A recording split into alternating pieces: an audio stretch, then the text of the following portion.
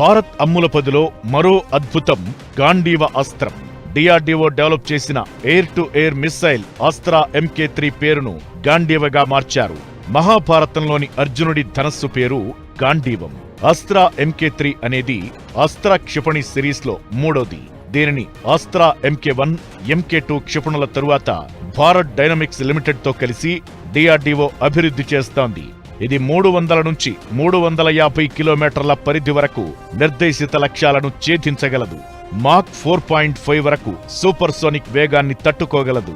20 డిగ్రీల కోణంలో శత్రు యుద్ధ విమానాలను ఛేదించి దాడి చేయగలిగేలా గాంధీవ అస్త్రాన్ని అభివృద్ధి చేశారు. ఇది 10 కిలోమీటర్లు స్నాపప్ లేదా స్నాప్ డౌన్ సామర్థ్యాన్ని కలిగి ఉంటుంది. ఇది ఫైరింగ్ విమానం కంటే ఎక్కువ లేదా తక్కువ ఎత్తులో నిర్దేశిత లక్ష్యాలను ఛేదించడానికి వీలు కల్పిస్తుంది. సుఖోయ్ Su-30 తేలికపాటి తేజస్ యుద్ధ విమానాల్లో అస్త్రా క్షిపణులను భారత వైమానిక దళం ఉపయోగిస్తోంది.